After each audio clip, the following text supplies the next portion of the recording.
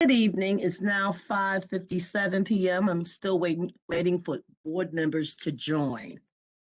We should be ready shortly.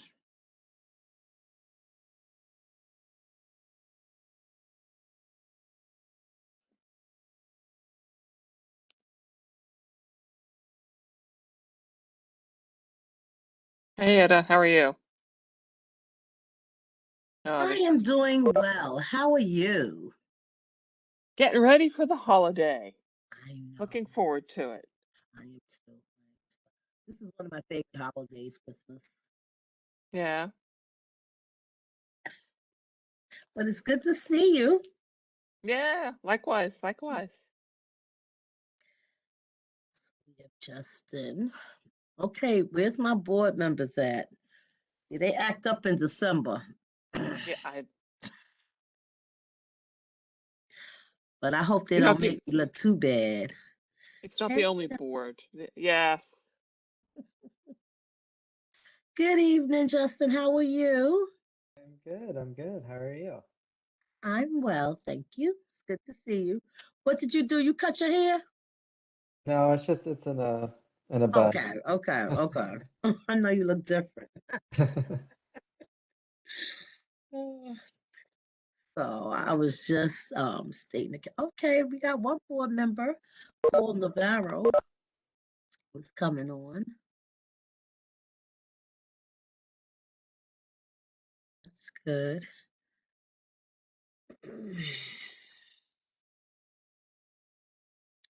Hi, Paul. How are you?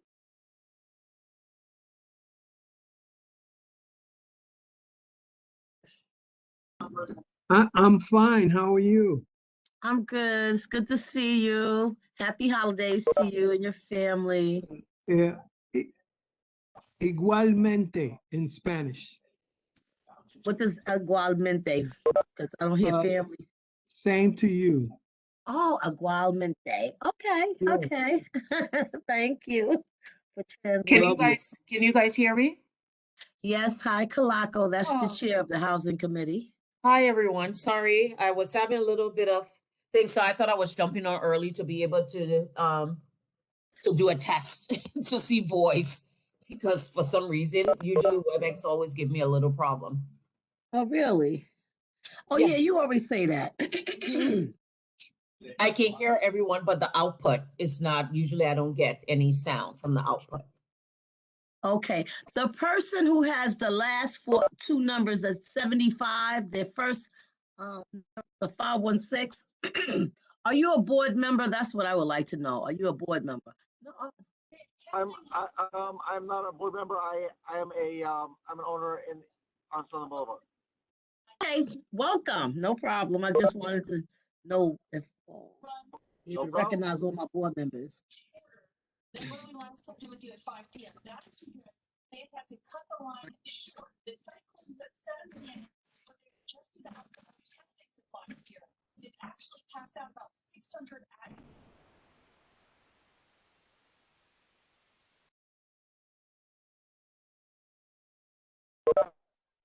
How you doing, Etta? I just wanted to say hello. This is Michael. Hi, Michael. How you doing? Good. Good to see you again. How you been? I'm well, thank you. Happy holidays to you and your family. Same to you, Etta. Thank you.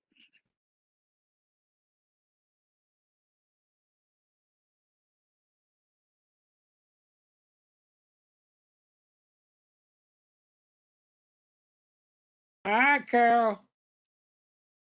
Hey, Randy, how are you? All right. I see you got a busy house. Someone doing homework back there behind you. Yeah, that's my grandbaby. I see you done brought out all the heavyweights tonight. Hi, Ted. Hey, Adam. Hey, Ada. Hi, Randy. How are you? Good. Good, good. Hi, Etta. Hi, Huh? Randy. How are you?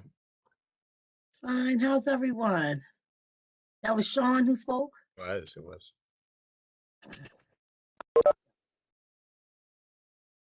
Trying to get all board members.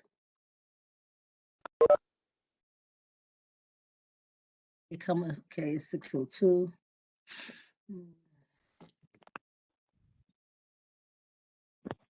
Amanda, Hi, Amanda. how are you? I had it on mute. I'm trying to Okay. get my thing with the so I can see your pictures, but it's giving me a hard time. Let me just keep trying, but I'm gonna have you on the phone. Okay. Great. Okay, we have 18 people. Etta, do you want to go ahead and start? We can start. Mhm. Yeah, go ahead and start. Okay, You perfect. can open it up. Yeah. Good, most people know me evening though. Oh, yeah, no. Good evening to everyone. Hi, I'm Kalako, the chairperson of the Housing and Land Use Committee. I believe Azam Otero is on as well. He's the co-chair for the committee. Yes, I see his And of name course, now. we all know our illustrious Etta Ritter, who's the acting Eight. sorry, who's acting in the interim, and we're hoping she gets to take over this role since she's been so great and good to us thus far as the district manager. Tonight we have a full agenda, so we're not going to drag on and wait any longer. Obviously we have a couple of housekeeping rules that we have, so if there's anyone out there that is on their phone in reference to muting and unmuting your phone and trying to keep the background noise at bay while our presenters are presenting. If you're on a phone, you can press *6 to mute and unmute yourself.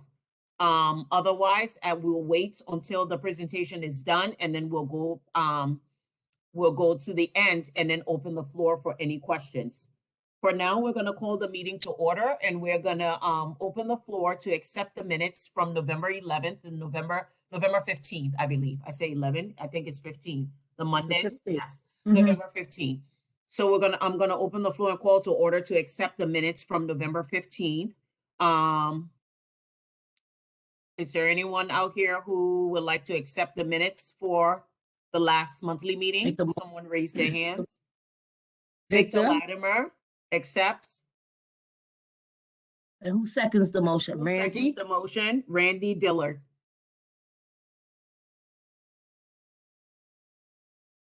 Okay. Motion carried. Etta is, yes, you are doing it all.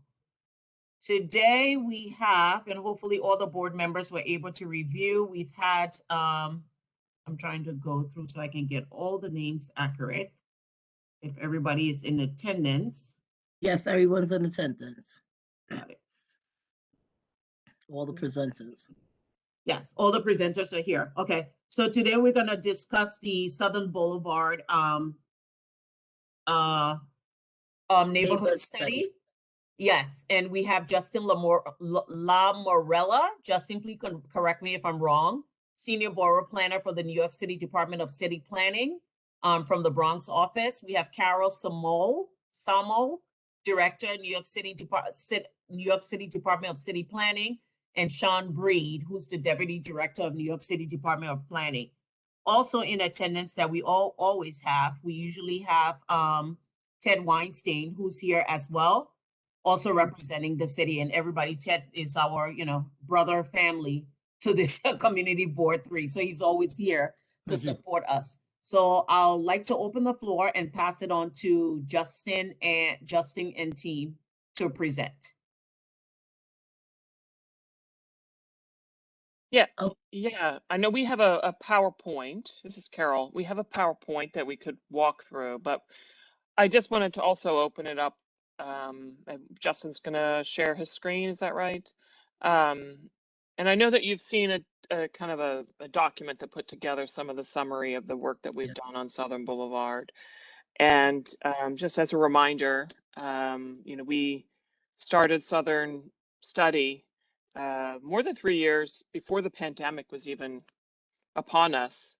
And during that process, we had a lot of really good conversations, and we produced a lot of good understanding of different issues that the community board was facing and the goals that it might want to achieve. But at the same time, we had a lot of opposition, a lot of skepticism, particularly from the council member about an area-wide rezoning. There was significant opposition from different corners of the community board, not everywhere, but from different corners. And our way forward was not clear. So what we've tried to do and what we want to share with you now to continue the conversation is really kind of a summary of the work that we did together, kind of a memorialize those conversations, and really memorialize the community's voice and ideas and priorities as we saw them through this process. We imagine they've probably changed. Some of those priorities have changed during COVID, but at the same time, not wanting to lose all that we did together over the 3+ years that we were working together, and really want to create a space for further conversation, and that you all, just giving you all some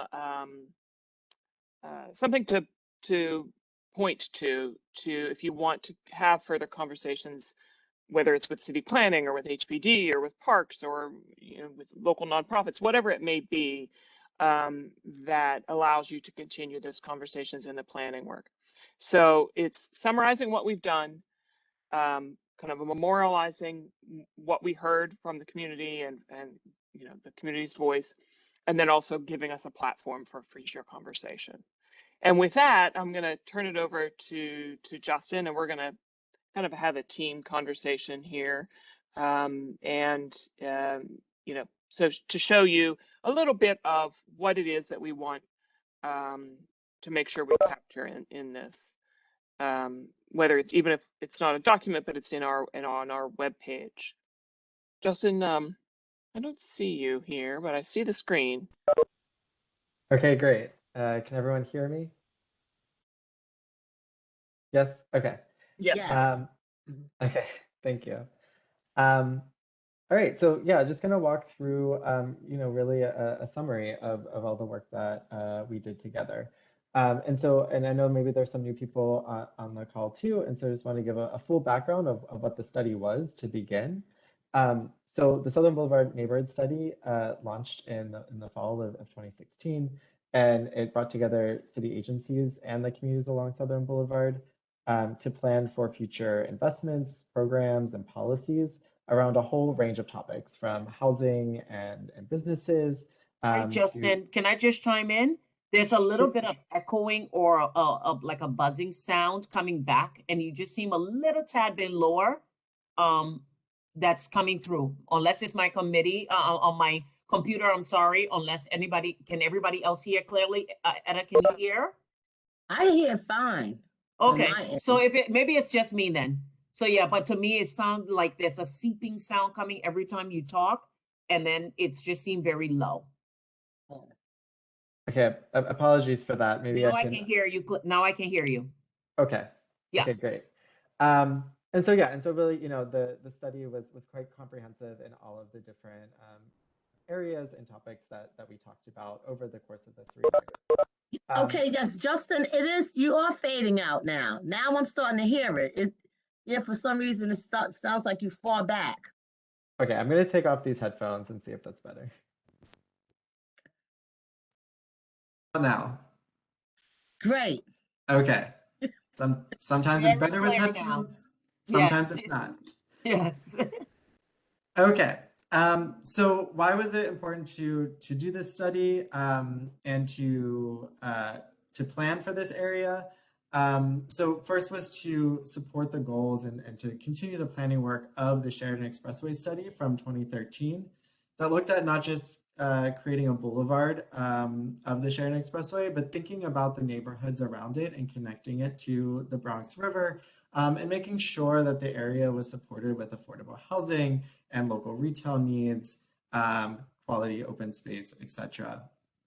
But also to think about and to prepare for and respond to new infrastructure and amenities like the Sheridan Boulevard, like new Metro North service coming to Hunts Point, like new investments in parks, to make sure we were combating the housing crisis and making sure we were preserving all of the affordable housing that exists in the area today, while also creating new opportunities for affordable housing.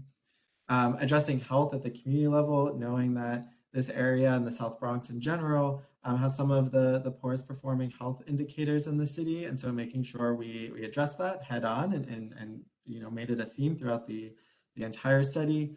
And then examining local land use and the zoning that guides it, knowing that a lot of the zoning in the area hadn't been looked at and had been changed since 1961, and making sure that the zoning in the area was appropriate for today's needs.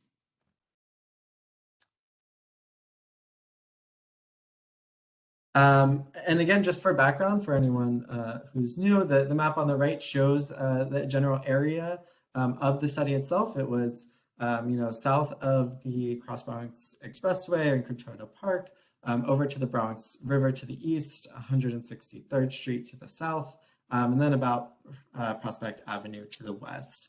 And this was the area that we engaged for over, around 3 years. We did a whole host of different types of engagements, trying to reach people where they are. We did paper and online surveys.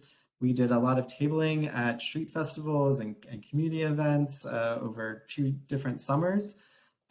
We also met with local community groups and the community boards several times throughout that time, and we did presentations and we had a lot of conversations.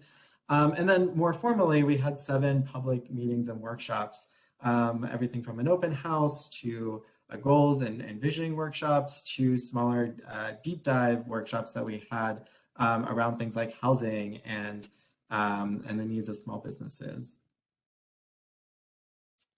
And so Carol mentioned some of this at the beginning, but just to talk about, where we are today. So, in early 2020, per the council member request, we did announce that there would be no area-wide rezoning and we'd continue more with a framework plan. But even since then, we know that a lot has changed, not just the pandemic, but, our renewed focus on racial justice. And really knew that it would take a lot of planning work to really continue to push this to a framework plan. And so with limited community support to continue that planning, we thought it was important at this point to memorialize the community's voice in a way that's useful for all of you to use as you continue your important work in the community. At the same time, the city, we at DCP and others want to continue supporting you all in ways of continuing, the conversation or continuing the important issues or goals or ideas. And so want to continue doing that. We'll also be updating our webpage, as Carol mentioned, with these the summary and with these summarization of the vision and goals that the community members help to contribute throughout the 3 years of the study. And if the communities along Southern Boulevard, if you all would like to continue planning, these summaries could be a great springboard for you to continue that work and create more detailed recommendations. So the first thing I want to talk about as far as what we heard, and this was something that we talked about throughout the study, were key issues and priorities, things that really matter to community members as we were talking to them. And this is just sort of a word cloud of some of those big topics. But we had a lot of rich conversation around things like how expensive housing was, the high cost of housing, and the really real fear of gentrification and displacement that exists in the communities. We heard about things about street safety and lighting, accessing parks in the Bronx River, how important having quality jobs and opportunities for jobs are, making sure that history, art, and culture are preserved and celebrated in the community, and so much more. And it was really through identifying what those really important priorities were that we were able to get to this point of having a vision and goals, and having this vision that's really the community's aspiration for the future, that says that the neighborhoods along Southern Boulevard are made up of strong, culturally rich communities with people of all ages and backgrounds. All enjoy equitable access to resources and opportunities that maximize a high quality of life, and the neighborhood's history and cultural roots are celebrated, and the community is healthy, safe, and connected. And so that's sort of the high level, broad vision. But then there are more specific goals of how to get there. So preserving and investing in existing community assets, addressing longstanding health and economic inequities in the community by focusing on root causes, ensuring that this is a great place for young people to grow up and for seniors to age in place, and connecting people to each other, resources, opportunities, and assets. And so, through those vision and goals, we have this set of objectives for different topics like housing and jobs and businesses. And these objectives are more specific ways that the ideas that we all talked about throughout the course of the study could start to achieve those vision and goals. So for housing, for instance, and I don't want to read these word for word to you, but thinking about things like preserving existing housing affordability and protecting residents from harassment, addressing housing quality, and thinking about inequitable health outcomes because of housing quality, promoting the creation of new housing that's affordable to all income levels, making it easier to apply for affordable housing, supporting low and moderate income homeowners, and supporting local economic growth. For jobs and businesses, some of these objectives are, promoting training and job readiness, strengthening and supporting local businesses in the area, fostering a strong business environment that can support diverse retailers and make sure that the needs of the community are met, and supporting welcoming and safe commercial corridors, especially on Southern Boulevard, Westchester Avenue, on 174th Street. For park streets and public space, so this is thinking about the public realm, making the street network safer for everyone, improving connections to local parks in the Bronx River, improving existing public spaces and parks, and increasing green space when possible. Ensuring that public spaces and parks are flexible and can accommodate multiple uses for a range of ages and abilities, and making sure that things that already exist in the community, like streets and sidewalks and parks, are better maintained. For community resources and health, increasing awareness of existing healthcare and social services, making healthy food options available, increasing access to health services and spaces for physical activity, promoting safety measures, preventing incarceration, creating a greener, cleaner, and safer environment, supporting local educational needs, and making sure that there's engaging programming for all ages, and highlighting local history, the arts, and culture.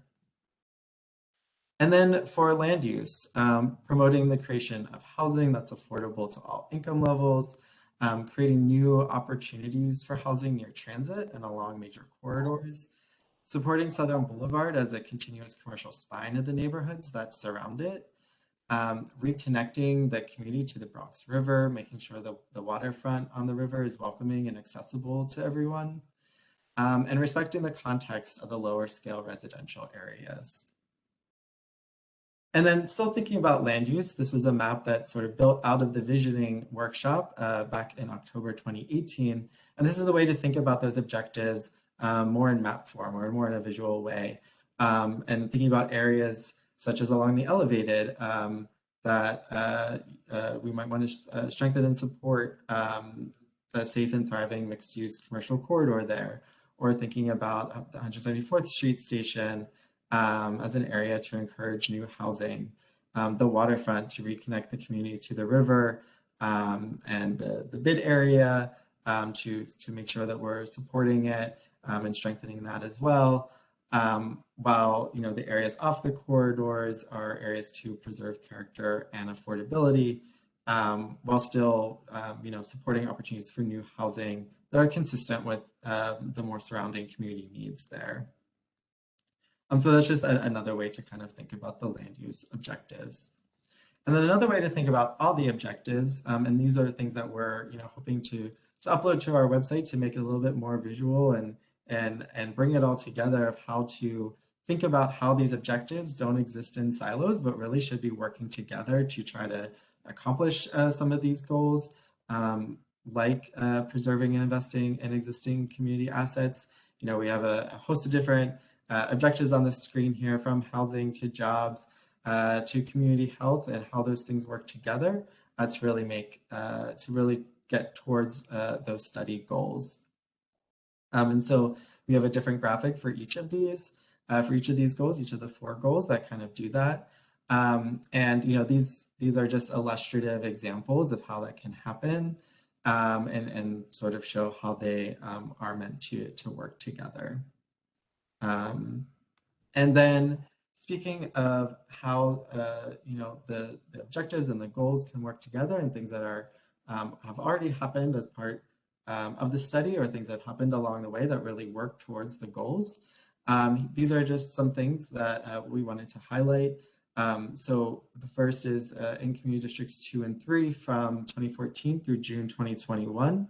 There have been over 5,100 new affordable homes constructed, and over 4,100 affordable homes preserved.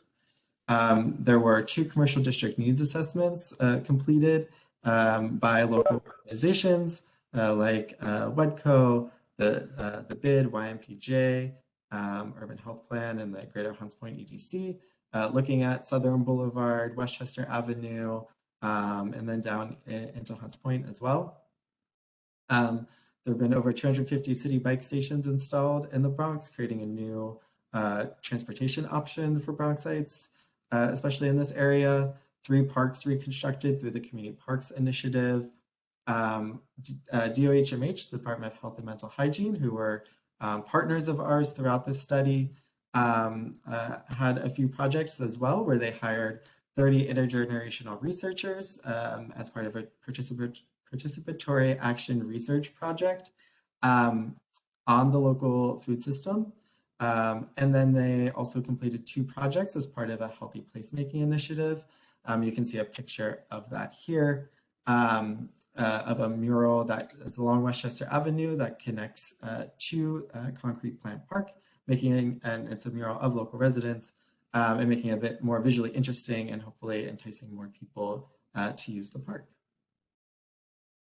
And then, so again, what's next? We'll be updating our website with a summary of this work. nyc.gov/southern is where you will find that. It's not updated yet, but we are working on it. We're hoping that you all as a community board can reference this work as you continue to plan and advocate for your community. This is something that you can feel free to point to in future community district needs statements and build on as well. And then we hope that you and other community groups and community members can use what we heard and this work as a springboard for your own planning and visioning around the neighborhoods of Southern Boulevard. So this is the end of sort of the presentation put together, but would love to hear from you of your thoughts and how you think this work would be useful for you, and any questions you have, of course, too.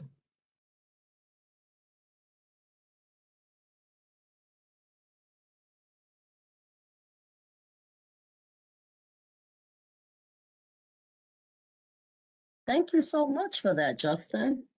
It was very thorough. I know we may have a few new board members who may not know or have heard about this study, but it's very, very comprehensive. I think you covered most of the needs of the district in it. That's how I feel about it anyway. You've covered a lot. to help the community grow. And again, like you said, because of that pandemic, things have like shifted in what our needs may be now. However, this is a great resource, for us to use in identifying, the needs of the community. It's still a great resource to use. I sent the update that you gave me. I sent it to the board members. I don't know if my board members had an opportunity to look at it prior to tonight's meeting. And I was hoping that they may have taken a look at it just to see if there was something that they would like to add to it, or would like to suggest, to include or to just expand on. Everybody's quiet tonight. I have a few comments. Okay, that's Azam. Yes. Hi, how you doing? Hi, Okay, I'm all right. How are you? good, good. Okay, so you Um, can have the floor. okay, thanks. So I wanted to thank you guys. I participated in a couple of these meetings. It is it's very difficult to do comprehensive planning with such like a big group and to do it well. I feel like the meetings were well run. I appreciated the space and time, and I felt like I was heard of the meetings and everything like that. I felt like you guys listened really well, and I appreciate that. And I like the, I read through the summary. I like the visual presentation. I think that was something I haven't seen before, with the drawings and the illustrations, and I think that was both interesting, both at the meetings and to see in the summary. But so here's my larger critique of the summary, and I guess it's a draft, so I'm not sure where, and it's been a while, right? It's been since 2017. I mean, I think ideally you guys probably would have presented or kind of wrapped around 2020 probably, but I know COVID and everything. But down the line, so it's a draft, and I don't know how much more space there is to work on it. I don't know what the end goal is, so I don't know where any of this critique really fits in for the future of the document. But generally speaking, down the line, there isn't too much prescriptiveness or incorporation of like how to address some of these issues. Like, you do a good job of laying out some of the goals and organizing around them, but it's a lot of talk about planning, but I don't see much of planning action or recommendations. And I know it's not like the aim of the city to make direct prescriptions or say you must do this or do this, but I think there were quite a bit of solutions put out, both stuff that can't happen because of the way things are constructed, like state level, federal level, all the ways in which we can't make all those big broad level changes.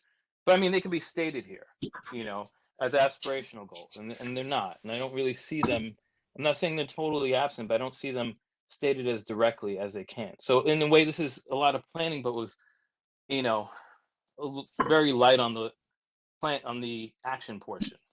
So there's not, when I read it, it's not very clear to me what are the next steps for actions. I understand this is meant to be memorializing. I understand this is meant to be like a reference point, but it seems like it's unclear to me. Is the current zoning working? I don't know. The document doesn't tell me that. I know in ways it doesn't necessarily work. I think in the comments, there was a comment about the little industrial corridor, which is right near where I live on Southern. I know that area is a problem that people have cited, because what happens is we don't see industry in that. We get hotels instead. We have two now, and the hotels just become shelters, right? And people want genuine housing to meet people's needs and all those sorts of things. So there's nothing in here that tells me, does the existing zoning work? Would any zoning changes have potentially had an impact to achieve any of these goals? Should anything be considered, whether it actually comes up for a change or not? And there are certain things that, and the reason like why we need this prescriptiveness to a certain extent is because as board members, we have short time and we don't have much of a comprehensive view that we need. And we're a little bit more responsive than progressive planning. And the example I'll bring up for that, and I'll try not to take up too much time because I know I'm probably gonna have another question, but the example that I'll lay out for that is that the draft summary cited as one of the kind of solutions, one of the things that are in there that's kind of trying to address the needs. And I know this is one of the solutions that was stated many times, and both through some of the institutions like Banana Kelly and other institutions in the neighborhood, and residents, including myself, who have been saying community land trusts, right? The housing crisis is a man-made crisis, right? It's markets. Markets aren't working to meet people's needs. There's a hurricane that wiped out a bunch of housing, right? It's markets. So the way to take things off the market or get more control is to put them in land trusts. So we had as part of the Melrose Open Door, it was going to be a scatter site land trust. And it came before the board in a February meeting this year as part of this ULURP. And the board, granted, it was at the end of a very long meeting. You know, I felt like the presentation, no offense to Ted or anyone, it was very lacking in terms of why the land trust is a community priority. So if we don't have that in our mind, is that this was one of the named priorities, and this is one of the ways the city is trying to address the priority and get to dealing with this problem, what will happen is that people don't understand it. And the board voted no, right? The board voted no because the affordability numbers didn't necessarily work. And then they came back and they didn't come back to the board, but they presented it to Dr. Rivera, and the affordability numbers were improved, but they still weren't good enough. But however, our last meeting, similar open door program, housing, different area, not the Melrose program, but it had almost identical numbers to what we said in February weren't good enough, but people liked it. And it didn't have the land trust component to it. So what I'm saying is that without the prescriptiveness and the kind of comprehensive aspirational directional kind of statement in there for what people see as solutions, when those solutions pop up, when we can actually ask someone, you know, who presents in front of the board, can you make this better in this way? We don't really have that in that document, you know. So it's kind of there if you really look for it hard.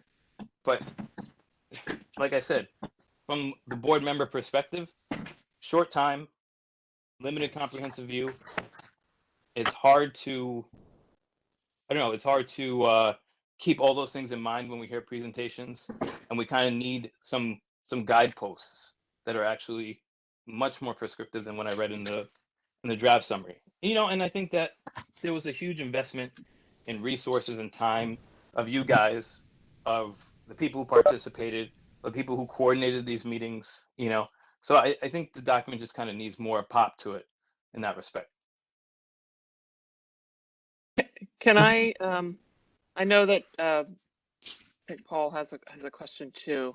I wanted to just address some of what you were saying, Azam. It's not everything. Just to respond a little bit, which is you're right. It is a draft document, but it's also sort of a plan, right? So we were in process. We didn't achieve the part of the process where we come back and have a full-on conversation about the specific recommendations that would help us achieve the goals and the vision that was presented. We just didn't have that we didn't go that far in the process. What we're offering this as is, and we were worried that we might lose sight of work that we'd already done. We wanted to memorialize it, so that those kind of conversations about the prescriptive recommendations could come about if you all want to have them, whether it's about housing or parks or open space or land use. We're totally open to those kind of conversations. At least city planning is from our perspective. But the document itself and stops kind of short of firm recommendations for how to achieve those goals. So that work still remains to be done. So you're right. That's not there. That work still remains to be done. Sean and Justin, I don't know if you had anything else you would kind of share in response.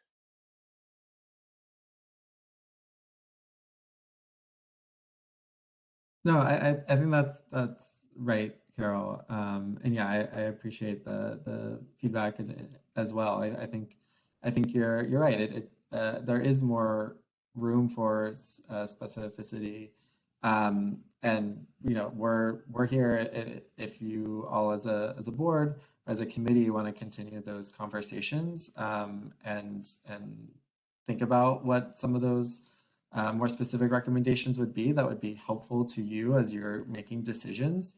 We're here and happy to have those conversations.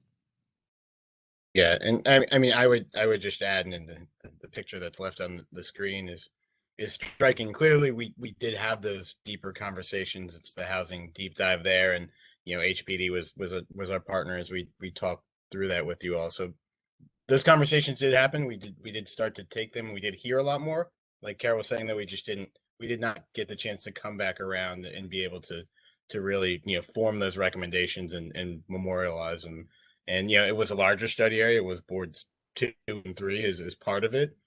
But if we were to just come back to board 3, that's probably something that we can do to talk through and think through what those might be. But I do think HPD was part of those conversations, and I do think it formed some of the work and conversations HPD has had as they come back with some of those projects that you've seen.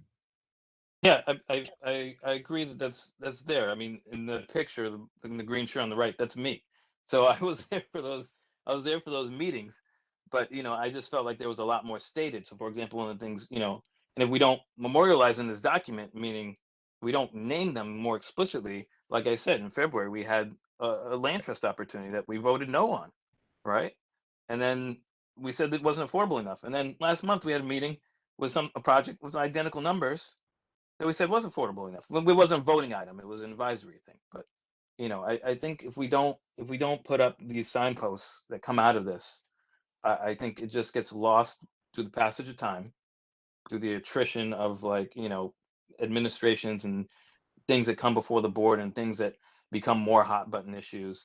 If I'll have another question about following up on this and about how to engage you guys. But if we don't create a set of guideposts for ourselves, we kind of just will go in the direction that the current takes us. Yeah, it's a really good point. Sure. And I would say to you, that's the value of a plan. I think you've hit exactly on it. That's the value of a plan. Hi. So, Azam, with that being said, would you like to continue with the Q&A and take the questions, the ones from the chat, and then those from as we partner together and those who have their hands raised? Yeah. Sure. Yeah. Okay. I hear Paul trying to jump in, and I know Paul was told to hold on. So let's go to Paul, and then anyone else after Paul, and then we'll do some chat questions after that. Go ahead, Paul. Thank you, Azam. Good evening, everyone. I went through the pamphlet that the panel is submitted to us, and they're talking about it now.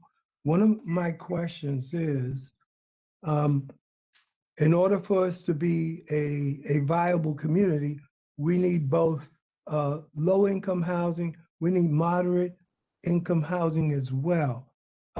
What is on the board from planning in terms of moderate housing? Because there is a concern, in the community about an overload of low-income housing. Overall, your document, is fine, but every time someone comes with a proposal to us, it's nothing. It's either some type of drug program, some mental health program, extreme low income, and that also impacts in the community as well. So I'm wondering what moderate income housing are you guys do you have on the board now or are planning for? I would Justin. Hi, this is Carol here. I would just recommend that our colleagues from HPD are the best ones to speak to that. And I know they're on. Ted, I don't know if you want to or. Yeah, I mean, there are two different types of projects that come to you. Well, three, I guess. For ones on city-owned properties, generally speaking, we use a competitive process. Um, and in every case like that, we have them come to your committee, to the board, and then you want it at your committee.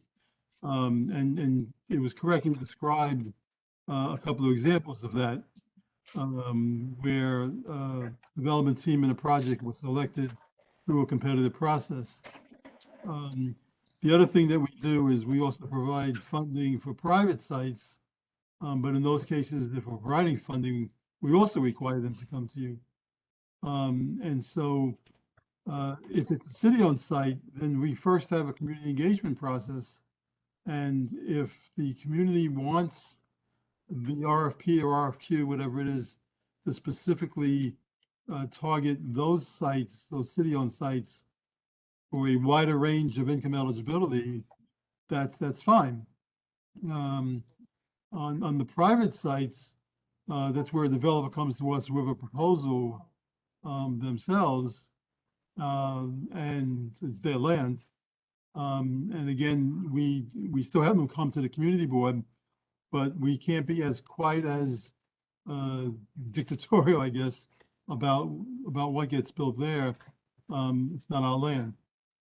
So, but in every case, when a developer comes with a proposal, a project, I've always said I welcome the community board to say if they want to get a wider range of income eligibility, so say so. Now, in some cases, they don't work. Financially, they don't work. And that's an important factor.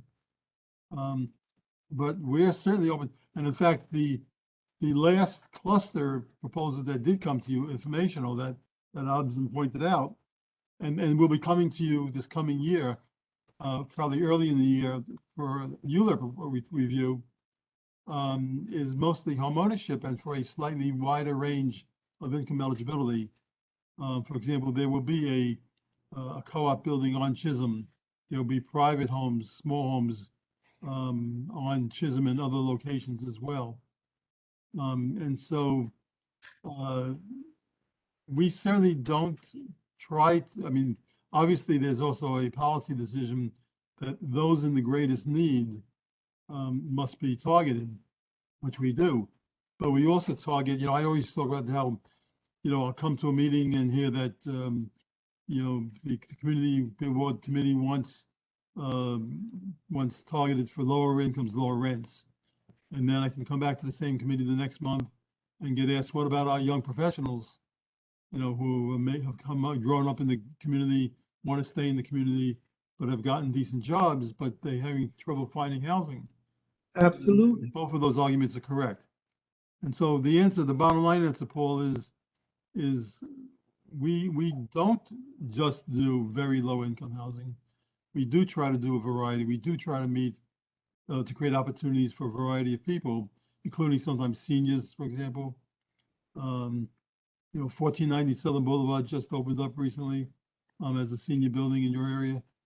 And so, we do try to have a variety of housing for a variety of people. Ted, I appreciate what you said.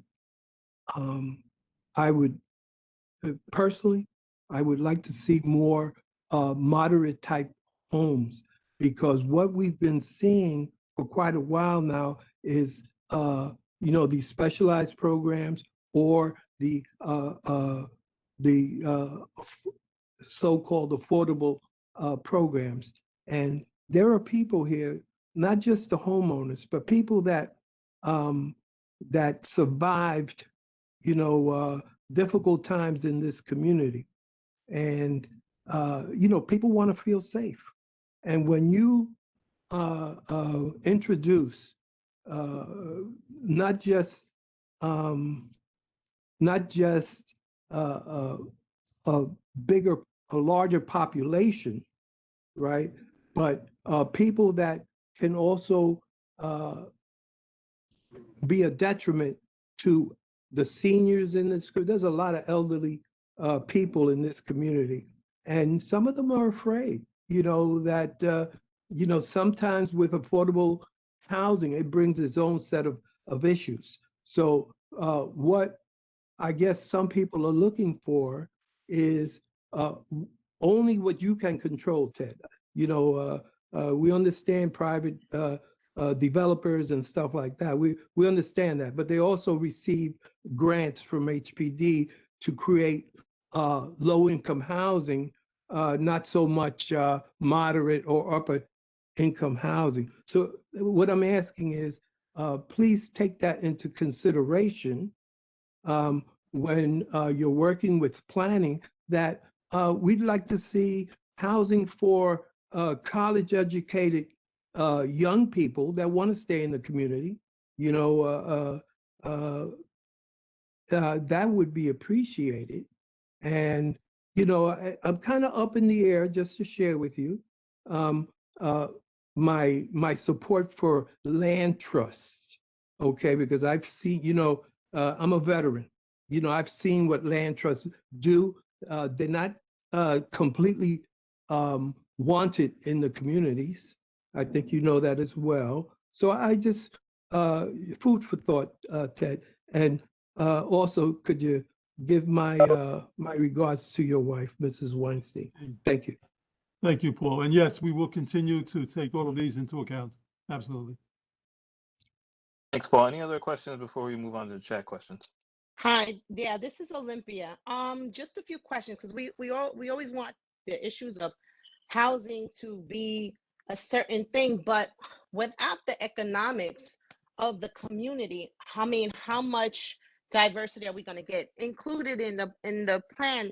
Is a plan included for diversification of cultural and social economic strata? Because our community, I don't see the diversity in this community. I don't see very many businesses that I don't shop here. So my money isn't spent here. Like, I can't buy good produce here, so I go somewhere else.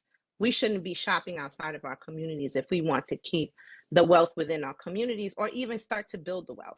If you don't build it, no one's going to be able to pay the rents that, and we're always going to ask for these lower strata of rents.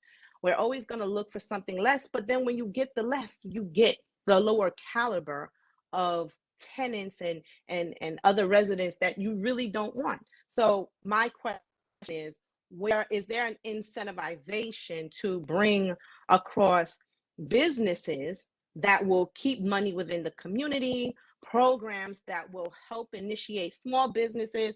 Look, they have the night market over on Fordham Road.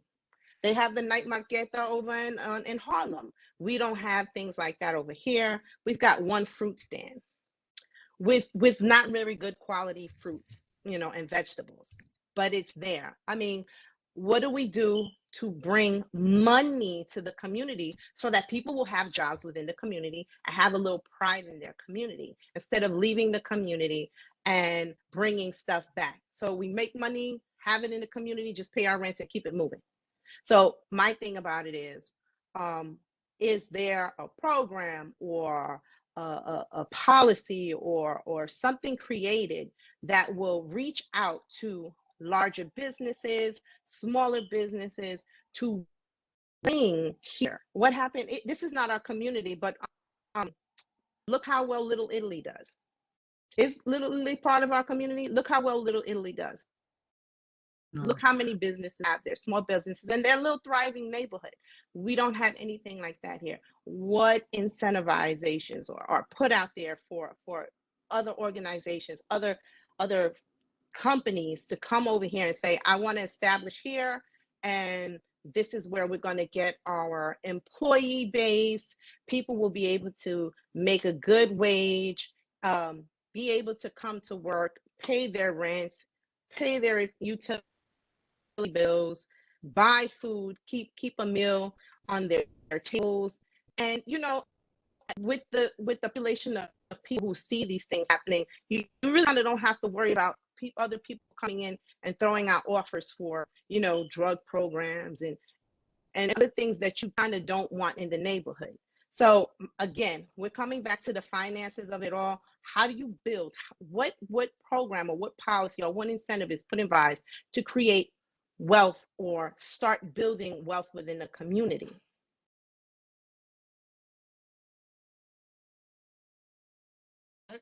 Yeah, I would just say, I think, Hold on, let's let Olympia's question get answered first. yeah, I mean, I think those are all great points, and those are all things that, we heard a lot through the study, and I think, some of the goals and the issues and objectives, start to at least solidify a lot of those points that you were making, from having a diversity of retail options, to making sure that people feel safe walking around, all those sorts of things. And I feel like where we ended here and where we are is really at a point of what are starting to identify what are those policies. And I don't think there's any one. I think that it's probably a lot of different policies working together, or different programs, or supporting existing organizations who are doing some of that work of supporting local retailers, or like the bid, which is in District 2, but not too far from here. And so I think that that's really like the next step of this work, and where I think the community board can be helpful. I get it. It's not there yet, but what do you think would be something that entices businesses to establish here, and what would that be a part of this document to say to somebody that might catch a business owner's eye, or a large franchise, to say, look, yeah, you know what, we'll be all right there. Let's get this going on. Like every half a mile you could find, like a Kmart. They're all out of business now, but every stop on the highway you found, a Starbucks or something like that. But the whole thing about it is we don't have enough of the business. We don't even have a pharmacy around here. We got more pharmacies, so we gotta find a Mom and pop pharmacies. Can I just add to a little bit of what Justin was saying, and Olympia, you said it yourself too, that Are we getting cut off? Yeah, the audio just I dropped out. see her. I think her audio's. Olympia, we can't hear you. She's just talking. Olympia, we can't hear you. answer now. This is just a question to. Oh, hello. Can you hear me? Can you hear me now? Somebody was calling me. We had lost you a long time ago. Oh my gosh, for real? Yes, Okay, I'm but that's so that's sorry. the Looked like my thing. daughter was trying to call me. Can you hear me now? Huh? Say it again, Miss Yes, Etta. yes, we can hear you. Hello? You're in and out though. I lost you. My slow down.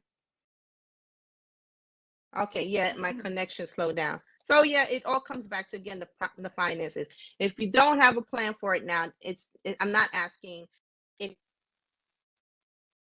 We can't hear you. I'm on the phone. Okay. Yeah, her connection. Okay, I think- your phone was is just a keep breaking. on calling me. Yeah, they keep on calling me. Stop calling me. Okay. So, Oh, okay, Olympia, I think we'll take. sorry. Yeah, let's do While another. you- Let's do another yes. question. Yes, we'll do Um, another question. Maurice Gray, I have you in the queue, as well as Okay, so hold Yasmin. on. Let me Yes. finish this No, real hold quick, on, because it's Maurice. not a I think question. we're. Hold on, it's not. Hold on, because It's dropping out, Olympia. We'll come back to you.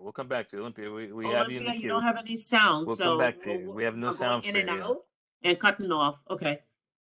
All right. Asim, you have it? So, yeah, I have it. So Maurice, I have you in the queue. You're going to go next, but I want to kick it over to Michael Gilbert. He's had some questions in the chat, and he had some comments too. So, Michael, I'm just going to read your comments in the chat. In regards to Olympia's comments, it said, "Olympia, I'm a real estate broker, and we are told by companies that the demographics and lack of foot traffic makes the location not work for them." And I just want to also jump over to Michael's previous question. And Michael, you can speak for yourself if you want after I read this question. Is there a way that we can get some of the M1 and C8 zones rezoned? It seems horrible to have warehouses and vacant lots on streets like Southern Boulevard, Home Street, etc. There is a lot of need for affordable housing in schools, but we are not able to build these because of current zoning limitations. And yes, so I guess that was some of what I referenced before. Like, there's an area that was talked about in terms of perhaps having potential zoning changes, but again, like I said, the document doesn't necessarily say zoning is or isn't working for us right now. So Michael, go ahead with your question, and then after Michael, we'll go to Maurice, and then I believe it's Yasmin after that. Yes, I mean it just seems like, I mean, I don't understand why anybody really would be against rezoning the underutilized properties. I heard when the talk of rezoning came up, there was talk of pushing people out of their locations and things like that. But I don't think that's necessarily what's going on in some of the locations, like the spots where the hotels were built. For example, like you said earlier, one was a vacant lot, the other one was an empty building. Around the area, there's a lot of empty buildings that don't really work anymore for industrial, because the larger tractor trailers can't get through Southern Boulevard with the train there. It doesn't really work for commercial because of the lack of foot traffic. It really lends itself to being rezoned, especially with the subway stops nearby. And I know that I've been approached by school developers, housing developers who are always interested in developing that area, but with the C8 zone on Southern Boulevard, for example, it's just not possible. I know Home Street between Westchester and West Farms, it's just empty lot after empty lot and empty building after empty building. And I mean, these areas are just so oppressed. It's not really, and rezoning them wouldn't really hurt anybody. It would only create a better environment for everyone in the community. And then just my other question, which I think was really for Ted, is that there's a lot on the corner of Southern Boulevard and Home Street. It's 959 Southern Boulevard, which I see is owned by HPD. So I was just curious as to what's going on with that lot as far as the need for housing. It just seems like a perfect spot to build housing on city-owned land. That's all I got for now. Thank you. If I could just get about Do you want us? the site he's asking about? The site I was asking about was 959 Southern Boulevard, the corner of Southern Boulevard and Home Street. We refer to it as 959 Home, and that is a site that is part of that Melrose Open Door cluster that was talked about a little earlier. And so it will be part of the co-op that will eventually be developed on those various sites. I'm not positive. I believe it's probably going to be an 8-unit building at that location. That's what just said. And it'll be part of the co-op. That's great. That's great. So we could also address a little bit of the question about the M1 and the C8. And Justin, I don't know if you could go back to the land use slide, because, yeah, that's helpful. It was, so rezonings can happen in a number of ways. They can happen by, private actors. The city can come in and rezone individual properties, city-owned properties in the area, or there can be area-wide rezonings where we're kind of looking at this entire area and we're making zoning changes along the corridor or along the waterfront and what have you, as we've kind of shown here. And it was this latter thing that the area-wide approach, that Councilmember Salamanca really did not have an appetite for. So what we're proposing with this kind of diagram is to have further conversations with you. Like, we have this came out of the visioning workshop and can be a guide for you. We've got a little more information. We could absolutely have further conversations with you all if you have a stomach for it, to get into some of the details of the individual areas and what we think might make sense. But to leave it then, as was the council member's preference, to leave it up to private actors who might want to take on rezonings and go through the process individually. We think there's a big value in the area-wide approach, but but that was not the preferred approach here. So do the M1s and the C8s along the corridor disrupt the corridor? Yes, I think we've called that out in multiple parts of our document. Also in the I think in the CDNA studies that they are brought to our attention as well. But as far as the city undertaking a rezoning of those areas, you know, that was like I said, the council member didn't really have an appetite for it. But could we have further conversations about it and kind of help you all so that as private actors come in, you can have an assessment of what it is they're asking for? Absolutely. You know, we can continue those conversations. And that's kind of like, that's where all of this is. It's like, yes, it's if there's stomach from further conversation into individual topics, that's what this document is good for. You can kind of see as much as we got, as far as we got, and then, okay, well, how do we take it to the next step for the implementation or for the specific recommendations, the actionable items? Okay, thank you, Carol. I don't want to cut anyone off. I just had a quick direct question before we move on to Maurice's question. If I cut anyone off from the city who wanted to jump in on that, I apologize. Can you just clarify what you mean when you say private actors go through the rezoning individually? Was what Councilman Salamanca had more, you know, and I wish their office was on this call, but they had more of a stomach for. What does that mean exactly? Who are the private actors and how would rezoning occur individually? What does that mean exactly? So yeah,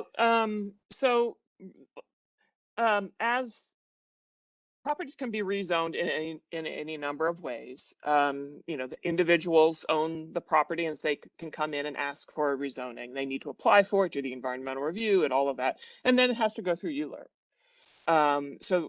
Or the city can come in and look at an area wide and say, okay, this zoning is not working. And this is kind of why we were drawn to this corridor, because we knew that there were parts of the zoning that really were not meeting your needs. And we really need to kind of understand that better, both your needs as well as the zoning. But, you know, that's why we wanted to kind of look at Southern Boulevard. But there was concern about doing an area wide approach. So what that means is, you know, we can have what we would call, you know, a general framework, much like you see here, you know, general objectives for different areas. We could be more specific. Obviously, these are just general ideas of areas. The blue areas are really showing you and the red and the orange are where the C8 and the M1s are. That individual property owners would, if they wanted to do something different with their property, if they wanted to develop more affordable housing, if they wanted to develop different kind of commercial uses than were allowed in the underlying zoning, could come in and make a request and make an application. And then they would have to go through ULURP. They would be the ones going through ULURP, and then you would have an individual conversation with that property owner. But in the context of this is intended to provide you some broader context for that, for a decision there.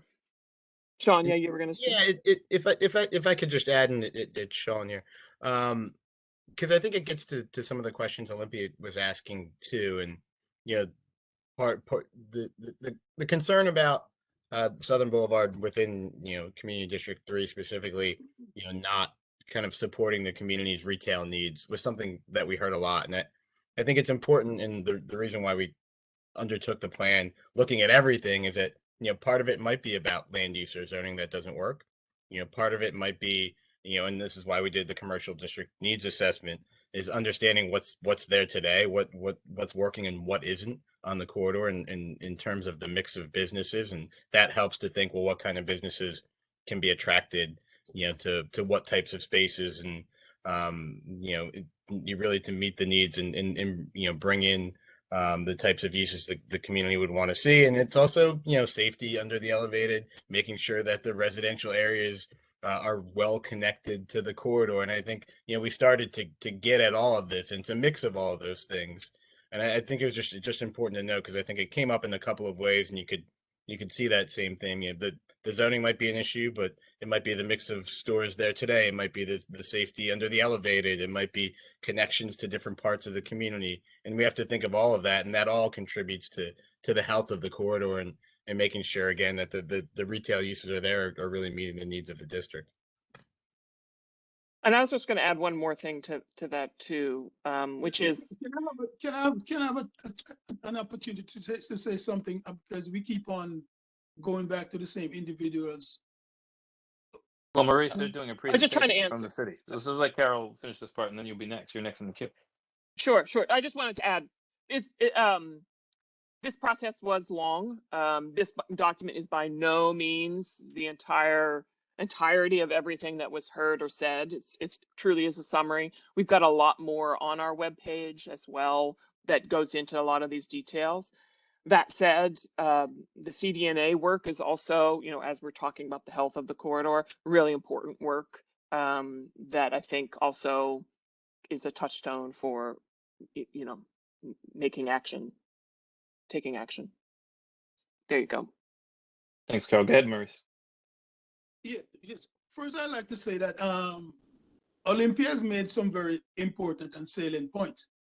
What I think is happening here, this area is regulated to be like a reservation for low-income housing.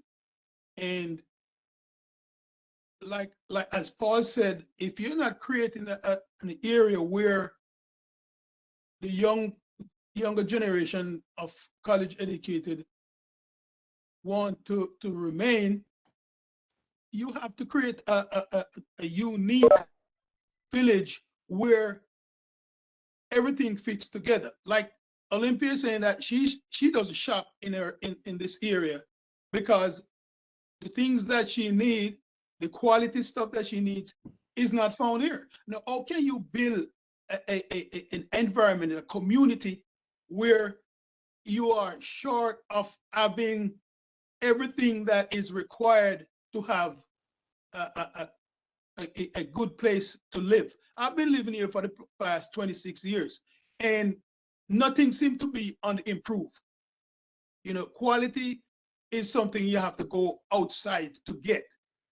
You cannot sustain an environment with all of these shortcomings. And if we need to rezone stuff, this is where our politicians, I think, have to come in and play an integral part of things. Where are the council members? Where is the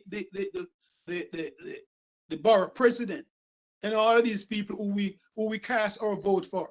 What are they doing to help us to overcome some of these issues? It's like, you know, just build low-income housing and that's it.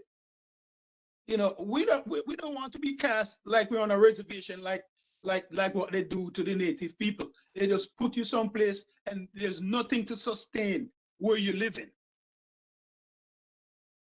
You know, it's frustrating. So we come here every year. Maurice, can you synthesize your question? Just clarify your question. Just clarify your question. What's your question exactly? I understand your point, but what's your question? My question is, what are you guys doing to improve the living standard in this area? What are you actually doing about that?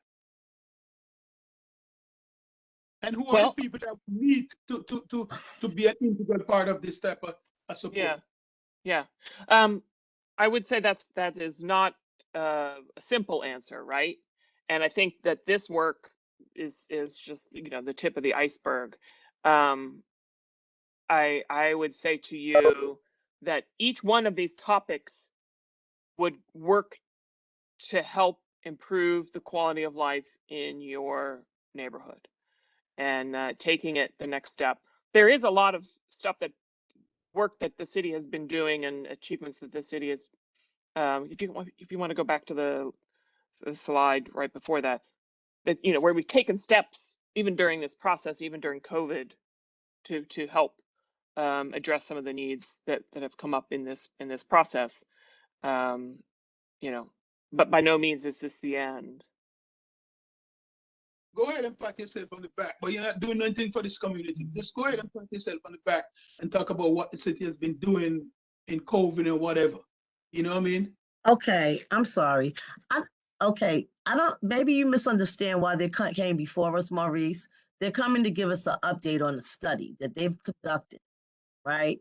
Again, they have not, they've identified things that we do need, but there's no actionable recourse at this time. They haven't sat down long enough with us or with the stakeholders. We need people that are vested. We need like community development corporations. We need neighborhood corporations to take on a lot of these different aspects to increase our quality of life in the neighborhood.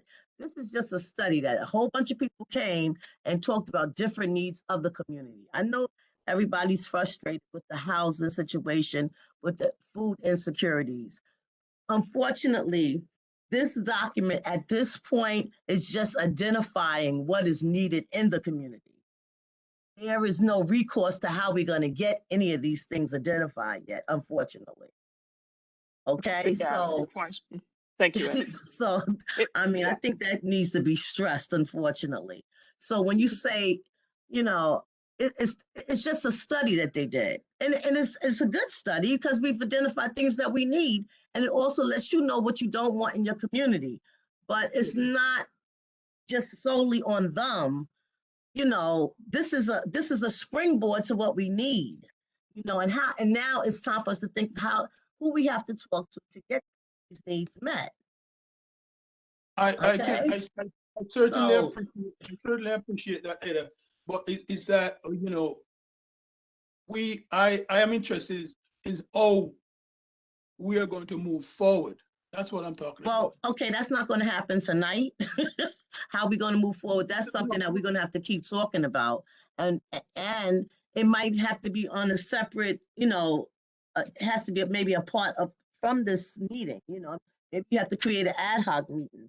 But it's a lot of things in the study that they have identified. It's not just one thing. Like it's not just housing. It's not just food insecurity. It's not just health. It's it's a big picture. So in saying that, it's something that maybe as committee members, as vested residents in this community, y'all need to talk about what you may want, just one of out of everything they've identified, one thing that you may want to focus in on, and that's what you focus in on, and that's how you find the entities to make that a reality. Well, Ed, I'll follow up to what both your comment and Maurice's question with this very quick question for everybody on the call from city planning and HPD and so forth. So, I mean, okay, you're here. How do we engage you further, right? You're not on call city planners for this specific neighborhood, right? So what is the best way for, let's say, the board or for any community member, whether they're on the board or not, who reads the summary plan? What is the best way for them to further engage? Because you guys have mentioned having further conversations, and I guess we're saying, okay, how do we have conversations that become more? But obviously we still have to have a little bit more discussion. How does this happen? How would you both, I guess, organizationally, how can we reasonably expect to engage with you, given your other demands at city planning, and then I guess you can just go from there with your answer. And Eda, if you want to chime in at any point on what you expect board members to do, right? Hearing this information, please, jump in. Okay, so first of all, I think that as a committee, as a Housing Land Use Economic Development Committee, you may have to have a separate committee from this committee, but it can start from here. You need to identify what you really want to focus in on. Again, like I said, there's so many different aspects. So a group of y'all have to come together and figure out what is it that y'all really want to focus in on, and then springboard from there. We'll start having meetings. Like DCP, they're available. They said they're available to assist. We have WEDCO. We have a lot of different organizations that will be willing to come in and talk to us about, furthering whatever it is that you have identified.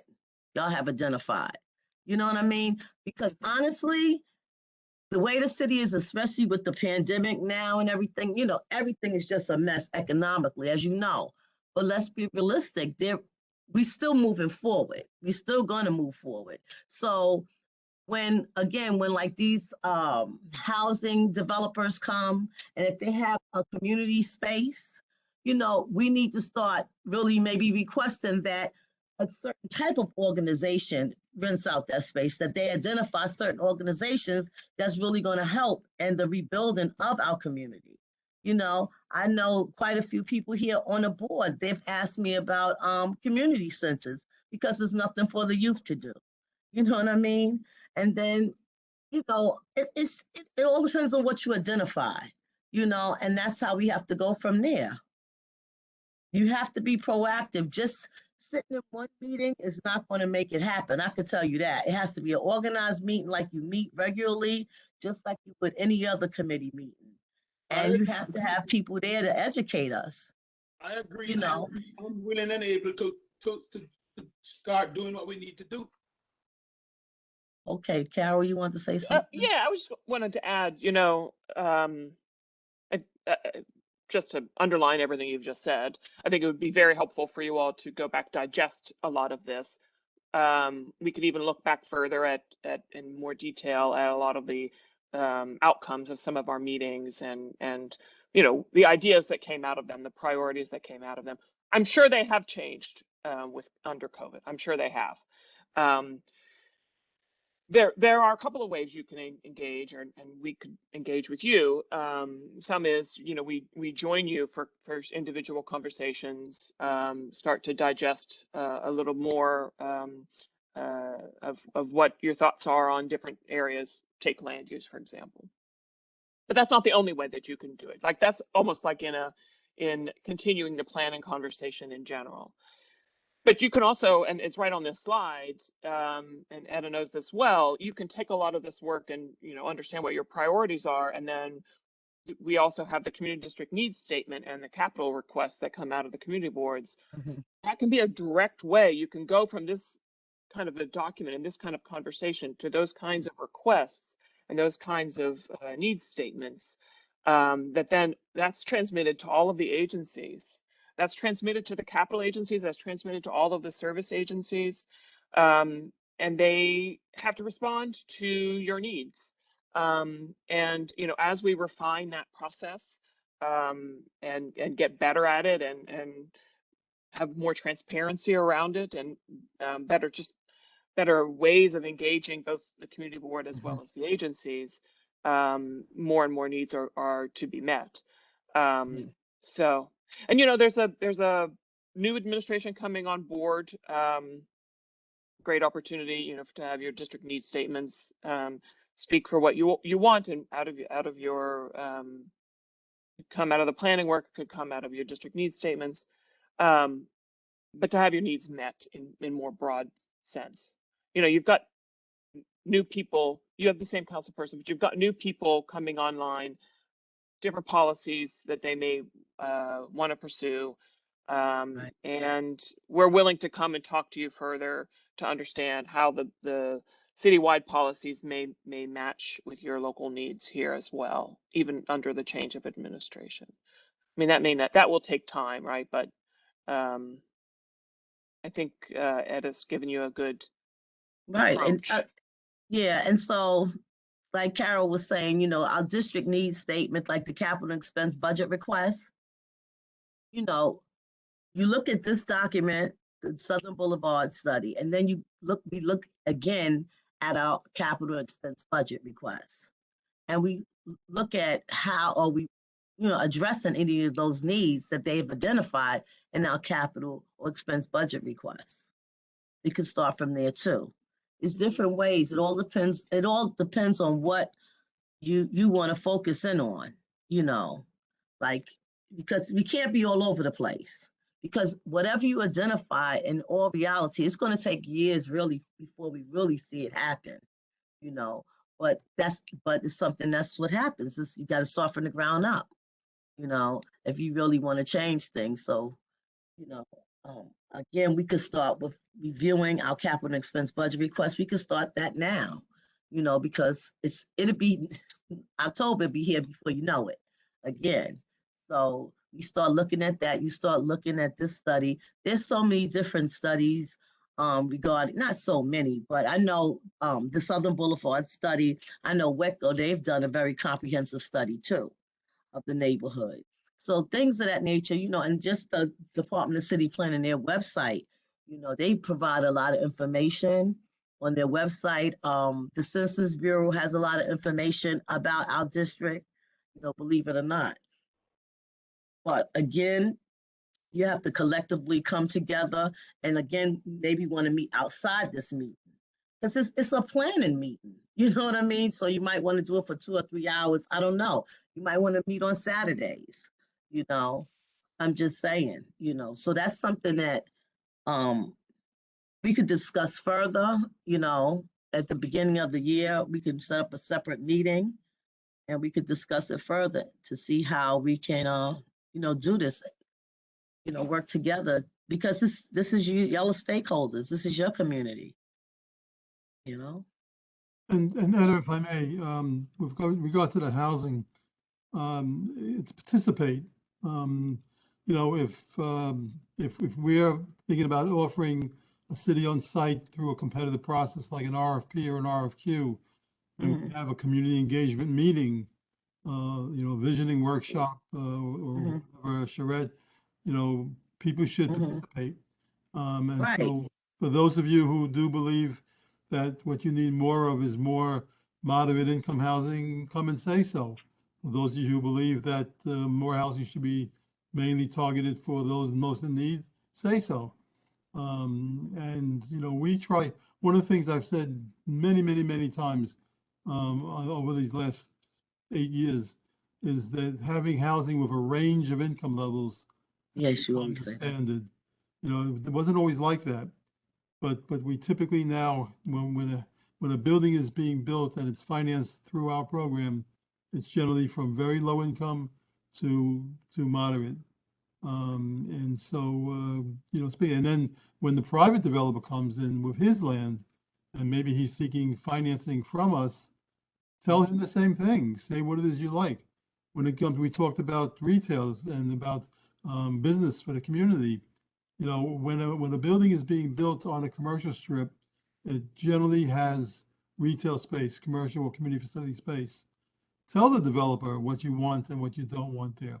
It's not always possible, but let's at least try. And so, participating is really the key, because then, if no one says anything, then you end up getting, what the person, the other person wants to do. So I just encourage everybody to participate. Exactly. I have a question. In compiling the study, is there a comparative also done between similar communities, or has some of the data or the variables from previous studies also been included in this, or used to make determinations or outcomes based on some of that stuff? Or is this just plain and simple information you gathered from 2016 to present day? Justin can probably answer this more efficiently than I can, but again, this is not the only document that represents the kind of the work and the information that was gathered. And on our webpage, we've got a lot of background information that goes into the study area, but also the Sheridan study, for example. That was a part of it. But then also might compare this area with the Bronx as a whole or the city as a whole, so we can kind of understand different data points in a different context, not just the neighborhood. Justin, I don't know if there's anything more you would add. No, I think that's right. And certainly in some of our materials on our website from some of the events, you can look at some of the presentations and things like that might have some more of those reference points. But I would say, I think that's also something that would be great to look at moving forward, especially now that so much has changed and we have new census data, for instance. And so there might be, a piece of the work that you all might want to do and that we could certainly support you in that's doing more of that comparative look or looking at more data and that sort of thing at that level. But I would say in general, what this is really showing is what we heard from the community members that we engaged, and their priorities and ideas. Yeah, this document in particular. Yeah, yeah. I have just from the chat, I noticed I don't know if Yasmin Vega has anything that they want to say, but I think they might have their hand up earlier. They also put a link for the Southern Boulevard Coalition's basically a link to their website and some of the work they've done. I participate in those meetings, and some of the community groups that led those planning meetings are some that are also in this plan. And I just want to know from the city, from DCP, you know, there's some planning work that went along parallel to yours, not in competition. You know, obviously, I think there's lots of fears around the rezoning, but you know, there's a lot of this work that's been done, and there's a lot of work to build off of in addition to your work. Is there what's your level of engagement or potential for engagement for, I guess, that coalition of you know, different housing community members and institutions that exist in the community that would have to be part of any planning process, whether city-based, outside the city process, or community board based, or whatever it might be? I'm sorry, I missed that. I missed some of it. What is my level of engagement? No. What's DCP's, I guess, level of engagement? I guess if this planning process moves forward in some sort of way, what's the level of engagement for with, I guess, the Southern Boulevard Coalition and any of the work that they've done, because in parallel to this planning process, because it includes a lot of organizations and community members who would need to be incorporated in any planning process. So I just wanted to know if they have any thoughts on that. Yeah, I mean, we support local planning, absolutely, and are completely open to, you know, hearing more from the coalition. Absolutely.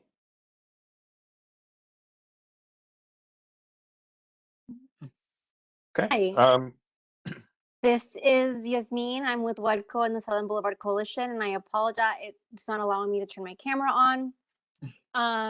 But thank you so much, Azam. Again, I know you were a part of a lot of the Southern Boulevard Coalition meetings, and we just put this document out a couple of weeks ago that kind of summarizes the work that we've been, you know, we don't have these like nice little drawings, but just a summary of the work that we've been able to do with the community and in our time kind of pre-pandemic, but also how we've been moving forward, you know, with like land trust work that Azam referenced, as well as banking, equitable banking work. And the documents, the link takes you to the website that then you can download the document. But I just wanted to. That thing. Hi, hi. Hi. How you doing? I'm sorry to interrupt you. Did you send me that document? Yes, I did. You did a couple of weeks ago, right?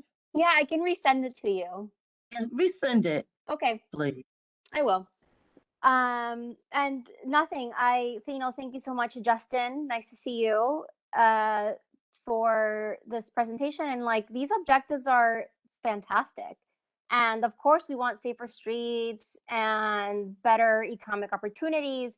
And I think what may have gotten lost is just because the rezoning part of the plan was stopped doesn't mean that the rest of it can't keep moving forward. Doesn't mean that DCP can't be working with DOT to widen the sidewalks, to increase lighting under the L, or with the Parks Department to plant more trees. So just because the rezoning was stopped, and again, I'm not here, and no one here should speak for the Council of Salamanca, because unfortunately he or no one from his office is here either. He's not against but I'm going to do it since the one else did, but he's not against the community improvements that are outlined here for more businesses and better job opportunities, of course. And actually, what he said was that he wasn't against a rezoning. He just wanted some areas to be downzoned to protect some areas of the neighborhood. And what he was told was that the city was not in the business of doing downzones. And that's why he opposed the rezoning portion of this study, not because he didn't want an area-wide rezoning. he just wanted some downzoning to protect some areas of the neighborhood. But again, we should just wait for him to say what he said himself and his stance himself. But just because the rezoning portion, that's the thing that what's like so crazy to me. That's the thing that DCP and the city has been selling us for years. A rezoning is just a small portion of this community plan that's just going to move forward. And, you know, a rezoning is just like a couple of land changes to a couple of sites, but everything else will come with it. But that's, so the rezoning was stopped, but doesn't mean that everything else in the objectives are fantastic can't move forward. And that's what I really want to hear from DCP, not DCP saying, look at these fantastic things that we've compiled because they're fantastic things that the community said. Then here you guys take this and then you run with this and you figure it out. No, what I want to hear is DCP say, here we've compiled this that you, the community, have said, and we've made these cute little renderings of it. Now we, DCP, will work to take what you said and we'll work with DOT to get this done. Not, look, you can have nicer streets, WEDCO, go figure it out with DOT, CB3. So that's just like where I'm annoyed, like, honestly. So again, thank you. I'm so glad that DCP, the Bronx office, Carol, Sean, Justin are able to be here and like share this update. And I know it's like, it feels like just yesterday we were talking about this. It's been like a wild 2 years, but that's where I am. Like, just because we stopped one part of the plan doesn't mean the other parts of the plan can move forward. Thank you. Thank Can you. I, You guys can want I to respond? respond? Yeah, sure. Yes, please. It's a conversation. So I'm glad you like our visual depictions and our goals and summaries. Those are important to us too, just because they help tell the whole story.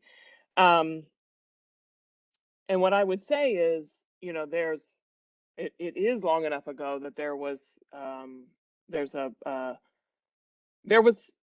significant opposition to us having further conversations that would have allowed us to have detailed recommendations that would have led us to the next step. So, and what we're saying is we were concerned about moving forward from this point on, without kind of summarizing what we achieved together so far. And we wanted to produce something that would support further conversations. So, you know, you should absolutely let Councilmember Salamanca speak for himself and his perspective. And, you know, we are offering to have further conversations with you, but we want it to be at your choosing, at the community board's choosing. And that's what we're saying here. Justin, I don't know if you would add anything more. Yeah, I mean, and also good to hear from you, Yasmin. It does feel like it's been yesterday, but also a long time since we've seen each other and talked.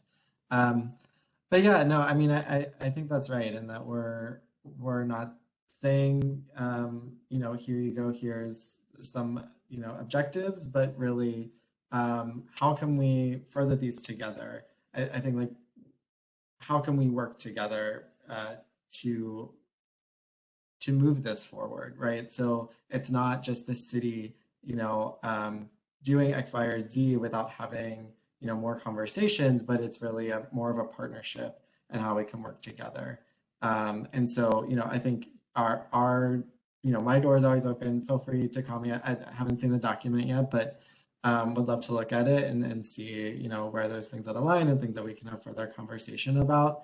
But, you know, definitely want to, especially with how much has changed. And I know it seems like the council member said no to rezoning and now this is where we are, but it really was the pandemic and how much had changed and really realizing that so much more had to be done and realizing that, okay, let's just kind of summarize where we ended up and see, you know, how people feel about it and how we can support them moving forward.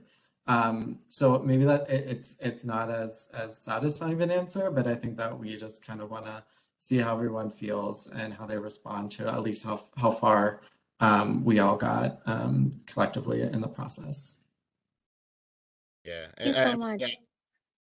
and sorry, Yasmin, I would just add to that too. I mean, a lot of good did happen already, and a lot of things are happening, and it's not that those conversations aren't continuing, but we couldn't get to a piece in the conversation where we could forward them anymore. There are things that are happening, there are things that'll still happen, but that's again why we're here, is to understand how to forward pieces of it. And rezoning is an implementation of a discussion about land use. Even without rezoning, there's an opportunity to discuss land use further, and the city taking on, as we said before, an area wide rezoning is only one way to approach long-term zoning. But there are still conversations that need to be had about the right mix of land uses and what that is, even if it's in the future private applicants coming in and the community working with them on those sites. So happy to have that. And there is a lot that's going on to looking through the document.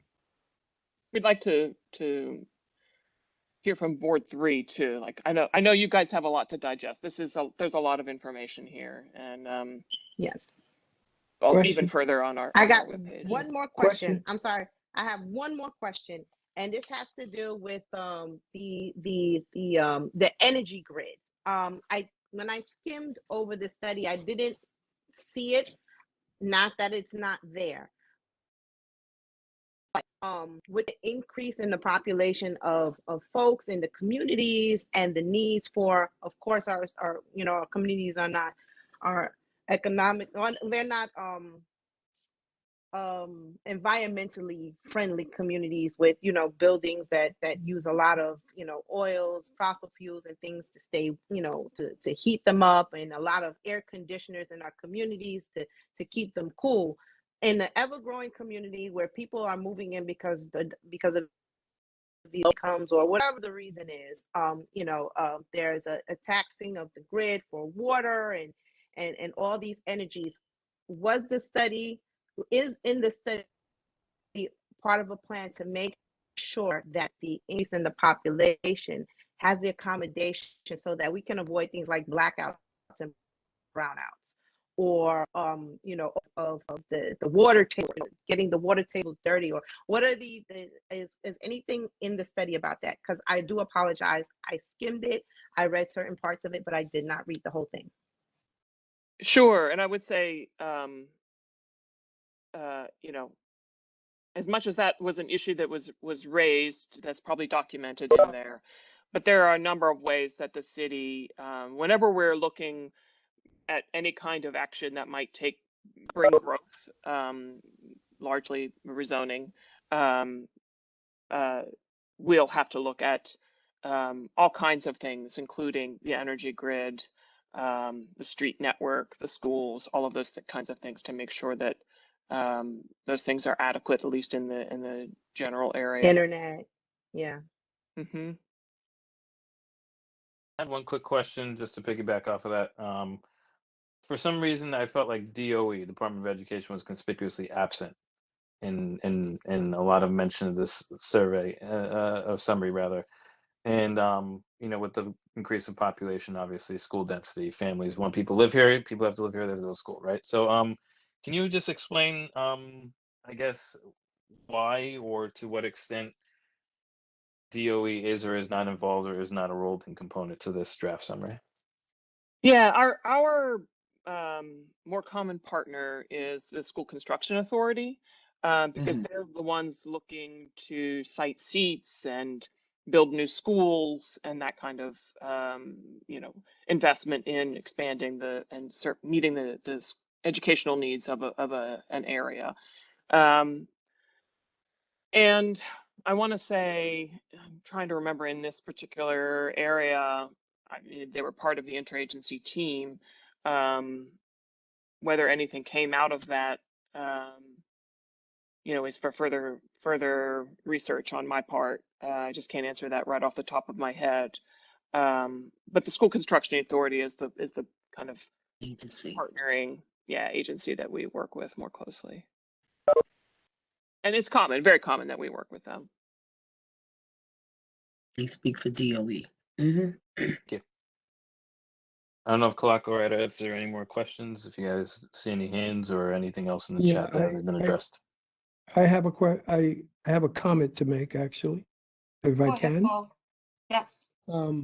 First of all, and you know, this is becoming routine now. I need to thank Etta for her leadership in allowing people to speak and voice their opinion. This is very important when you have committees such as this one. Planning and HPD are actually tools, very positive tools that we, the board members in the community, can utilize. We need to let them know exactly what we want in our community. I don't think that we've been doing that. I think that it was kind of sort of the tail wagging the dog, and from what I'm seeing, that seems to be changing now. People are voicing real opinions, you know, things that truly will affect our community. We're here to try to grow and make our community better, not to make it stagnant, you know, or decline where people say, well, community board 3, you know, that's not a desirable community. I don't think I want to live there. You know, we want positive, hardworking, educated people to live in this community too, to have a place here. Okay, and that's very important. I thought the document that you guys presented, while just like Olympia, I didn't read all of it, but I thought it was well, you know, well placed in this particular moment. So one last thing I want to say, I thank you guys. You know, again, I know that planning is positive. I know that HPD is positive, but it takes us, the community, to tell them what our needs are. Sometimes some of us just you know, just automatically yes everything that they tell us. Sometimes you have to speak back so that they could understand, well, maybe that's not what they want. Maybe they don't want rezoning, because rezoning at times could be a negative as well as a positive. Rezoning can bring us too much density in our community. Nobody wants density in their community, you know, but so we have to be very careful. I would ask my brothers and sisters to please research what a land trust is all about, the pros and the negatives, and also rezoning. You know, it has pros, but it has negatives too. You gotta know exactly what this is about before you vote on something. And I speak from 30 years working with HPD in an administrative level. So you know, I'm not trying to, you know, tell you what you should do. I'm asking you, do your research. Thank you.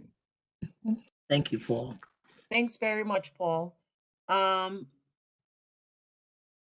think you echoed most of the sentiments and most of the things that Etta usually states, right? She needs the board to step up to the plate. We all need to work as a group internally as well. When the organizations, whether it's city organization, external organizations coming forward, in order for us to be able to, you know, come together as a community board, right? Because we represent this board, and seeing what we're accepting or not. We also have to take into consideration something Reverend Rivera and Etta and John have said in the past, because sometimes things come to us, but then it gets overridden by our elected officials. So that's where we then turn back internally and have to work with our elected officials to make sure what's happening here, that is not being overridden by them, right? So that's a very good point that you made. And I think we will take this offline. Maybe we all meet as a group before the next monthly meeting, etc. You know, I'll suggest, I know there was a suggestion in the chat directly to us, if there can be a debrief of this meeting amongst board members, etc., you know, before the next monthly meeting and so forth. Gilberto, I see your comments about rezoning. Thank you. Yes, some rezoning is needed to protect existing houses and homeowners from being pushed out or bought out to be demolished in favor of buildings. This is how wealth is kept in the community. Noted. And I don't know, is Reverend Rivera on? Yes, he I'm is. sorry, I wasn't going through all the chat. I don't know, I'll turn the tables before we close out, or before we ask Justin and team if they have any final comments. We want to thank them for coming, forward together. This was very informative, very detailed. I'm sure there's more discussions that needs to be done. I'm not sure what stage we're at before anything, becomes end. We would like to still be at the table with this. So I'll ask, Etta or Reverend Rivera for any further comments. In the past, we often started the year with You are here. With Happy Monday, happy Tuesday, Monday. with a workshop clarifying the many different rules and scopes and processes by inviting HPD and DCP to come and do an instructional workshop at the start of the year, kind of refresh everyone's mindset as to what we're dealing with, what is zoning, what particular zonings are in our community board, so that we can start off fresh and everyone would understand and be on equal terms in understanding the planning process. And I think that has worked well in the past, but we've had problems with the pandemic. I am certainly grateful to DCP for the information that was brought forward on tonight and the comprehensive manner in which you've detailed a comprehensive report specific to our area. And it does follow, just to answer Olympia's question, it does follow many different studies that have been directed. I always used to say that the Sheridan Expressway is the most studied expressway in the United States. And so we have been successful in using much of that information that has come over the course of many years and have directed it in this study. So again, I've heard many of you. I purposely did not make any comments or remarks because I wanted to hear what you guys had to say. And I'm sure that some of you would probably have your concerns allayed once you begin to understand a little bit more of what we are intending to do here at Community Board 3. So without further ado, I'm going to turn it back to the capable hands of my assistant district manager to kind of say good night to you. Etta, the floor is now yours. Thank you, Reverend Rivera. Okay, so thanks again, DCP, for coming before us this evening. Like Rev said, he said everything. I'm not going to repeat what he said. You did an excellent job. However, the community board members here tonight have expressed that they really would like to start to work on some of the needs of the community. So that may take us having a breakaway and just starting another like ad hoc committee. I mean, it's something that we need to further discuss and how are we going to move forward? Because, you know, there's still people coming before us wanting to make presentations of that nature. So in January, I already have a presenter who wants to make a presentation on the Osborne. They want to give us an update on the Osborne Association, you know, that's located on Fulton Avenue. Reverend Rivera was just noting that, you know, we normally have DCP or HPD come in and give us a presentation. So we can start that in February, have, if y'all want to come, and we can have HPD come and talk about the different housing programs. You know, talk to me, you know, what do y'all want to see right now? Because right now, my schedule, the housing committee schedule is open. So how do y'all want to proceed? Do y'all want to have a meeting before our next meeting in January, before our next housing committee meeting? I think that would be a great suggestion, Etta, from my chair. I'll speak and then I'll turn it to Azam. What's your thoughts before we turn it to the rest of the Okay, board? you know what? I'm sorry. Before we go into that, if DCP wants to leave, they could leave, right? Because they came, we have no more questions for them. Thank you. Have happy holidays to everyone. Thank Be you. safe. Happy holidays to Stay DCP with team. yours. Thank you We'll see very you next. much. Please be safe. Happy Yes, holidays. Yeah, yes, happy likewise, holidays. likewise. Okay, Thank you, Justin and team. Thank Bye. you. thanks. We'll talk later. Okay. Wow. How do y'all want to move forward, honestly? My suggestion would be, I agree with what Reverend Rivera said. So maybe due to the pandemic, maybe we start bringing some of those things back based on the entire group. Obviously, we have a core group here, right? That usually shows up. Like Marie said in the chat, why don't we, instead of the one meeting, why don't we start having some of these, our internal meetings by ourselves and, talking through some of these things. So once we're face to face with our external partners, we're all in sync as a group and as a community board. That means that there's another meeting on the agenda. And when do y'all want to meet? When would y'all like to meet? Is it going to be in the evenings? Is it going to be on the weekends? It'll have to be evenings, at least for me. I'll speak on my behalf. We can take a hand vote or a hand raise. How many people would prefer an evening meeting pre monthly board meeting?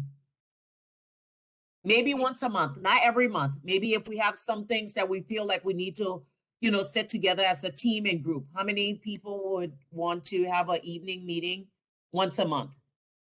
But this particular meeting, we're going to be focusing. We're not going to be all over the place. Right. Okay. You're going to discuss y'all going to discuss what objectives y'all want to set. Yeah.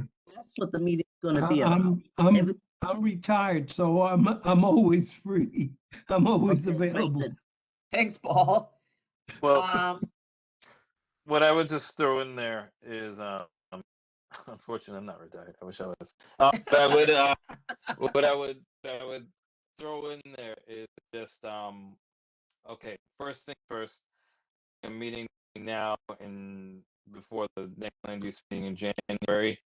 I think holidays, stuff like that, New Year's, might be a little bit clumsy to schedule that. But I do think that to a certain extent, a lot of, depending on what business is before the board, if there's no need for, if let's say for February, I'm just saying, I know there's Osborne side in January, and for February, if there's no one who's presenting, or we earmark a month, we're like, we're not taking benches this month. The land use meeting is going to be a planning meeting where we discuss priorities and discuss how to move forward.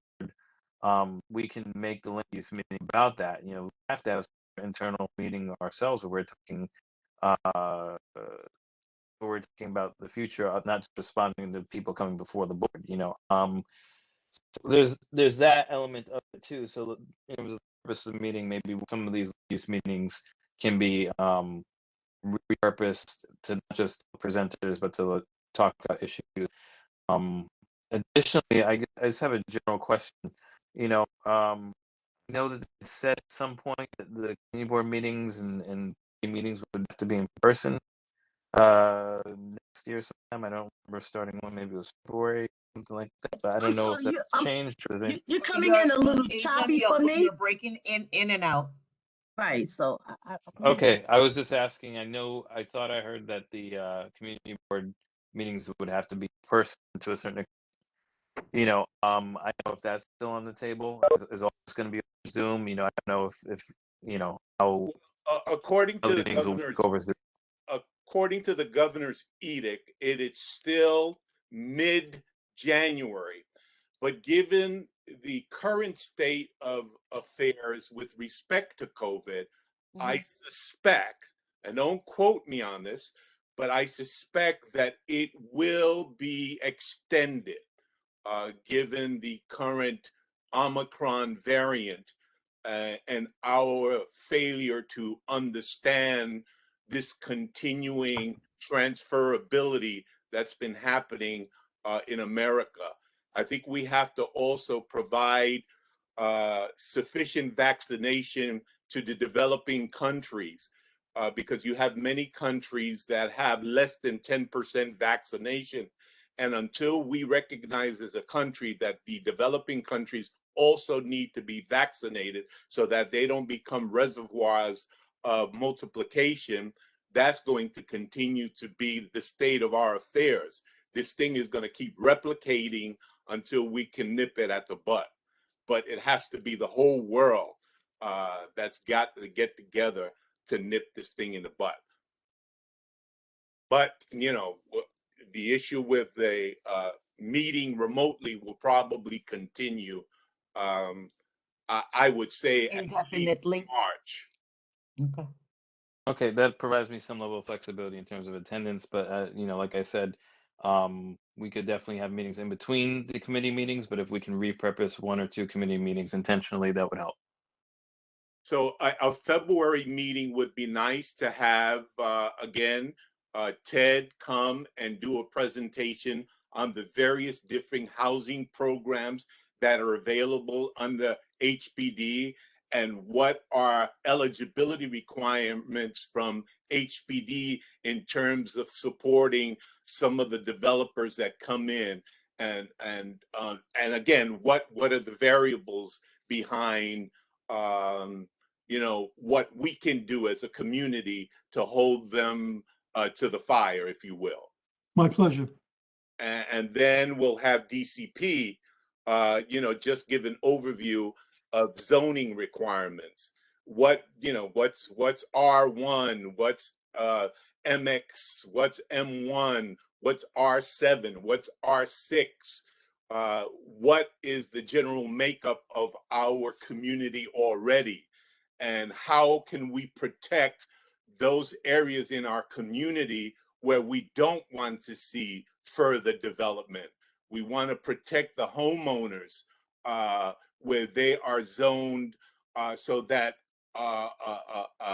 8, 10-story building will not be built in the midst of 2-story homes. So we'll get to understand it more, and you know, we'll have DCP and HPD come in. Maybe the same day. I would suggest we give them each an hour or 35 minutes, and then we'll have some questions and answer. Make it a 2-hour workshop. Got it. Sounds good. That's my recommendation for February. Sounds good. Can I just say Olympia, wait, Maurice, Olympia started talking, and then you can go. Olympia, the floor is yours. Thank you, Kalako. Just a real quick question. I'm one about making rules, because if you play by other people's rules, you generally lose the game. Is there a process in which the community board engage in creating the zoning rules? You're going in and out. Is there a process in which? I was able to hear her. Can you hear me a little bit better now? Yes. Okay, is there a process in which the community board can engage in creating or modifying or helping to write the rezoning rules? Unfortunately, according to the city charter, that is not the scope of the work of the community board. We are advisory. Okay. You know, our role is advisory in nature. You know, there is a process by which zoning is, you know, handled. And, you know, certainly our recommendations are definitely considered when it's put forward. But the more we understand the zoning process, the more apt we're able to deal with it. Okay. Maurice, the floor is yours. Thank you. What I'd like to see is more participation from the members of the board. We got quite a few members on the board, and we need to have participation. People need to voice their opinion one way or the other. You know, come into a board meeting and just remains mum. It doesn't help, really.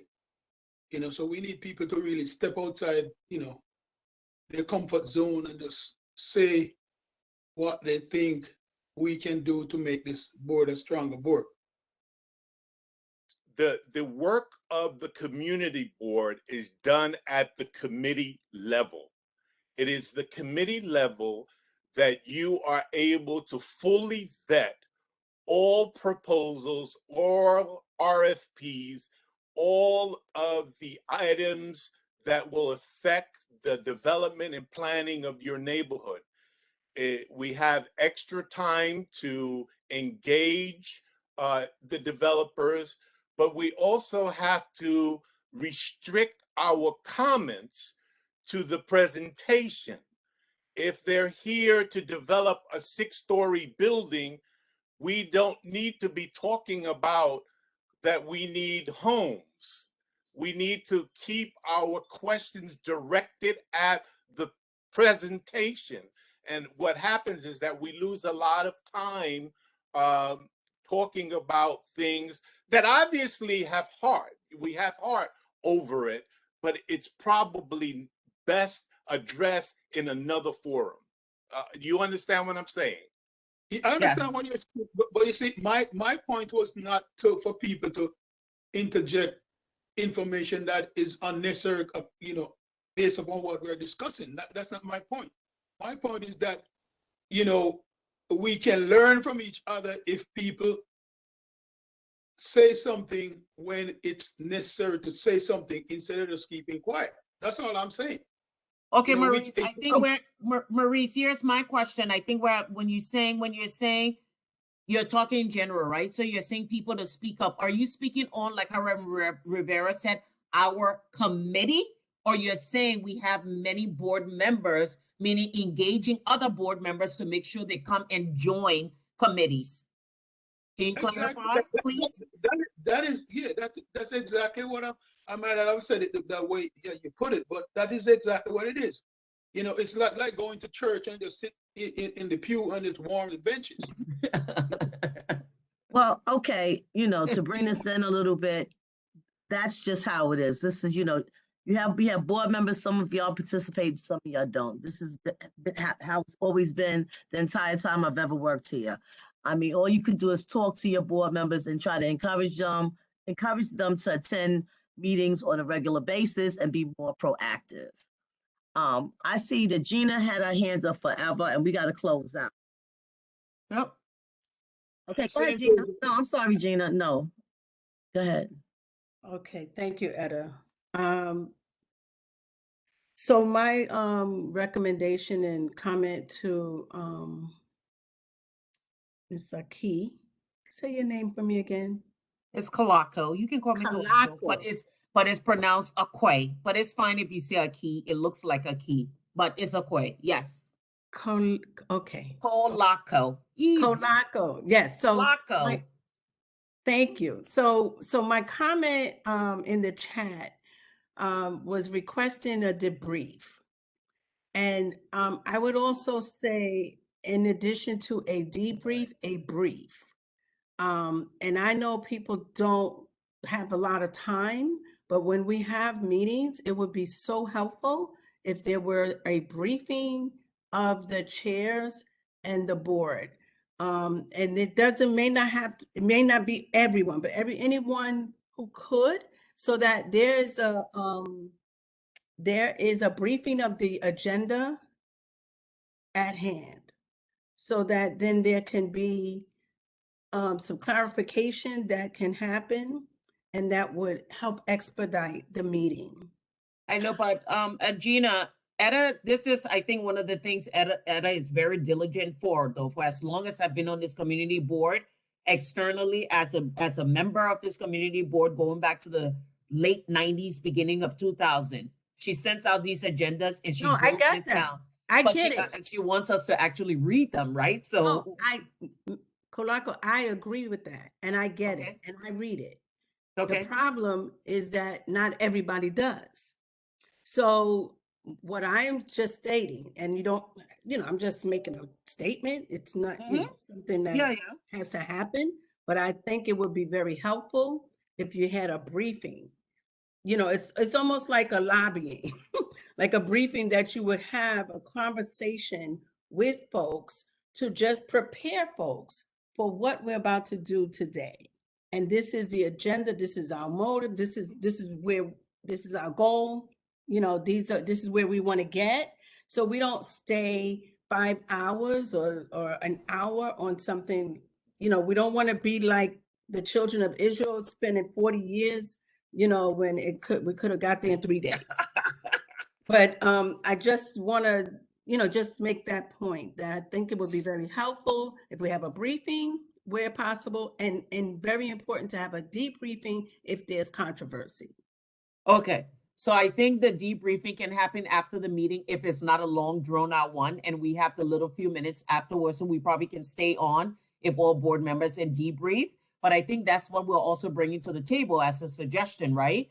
That either maybe instead of just coming to a meeting on the Mondays once a month, we have another meeting that we either prep ourselves, and normally it won't be always about debriefing or briefing. Like Reverend Rivera said, it could also be example like a workshop meeting, DCP, everybody and HPD coming together, rules, just as an example. So all meetings are not like that. Or if we have a month that maybe that we don't have any presentations, we use that as an internal board meeting or committee meeting. Am I not understanding what you're saying? No, you're not. You're not. Okay. I No. hear what you're saying, but that's not what I she said. wants is that. No, I understand what you want. You want, when the meeting starts, you want somebody to say, like, just DCP is coming before us tonight to explain blah, blah, blah, blah, blah, right?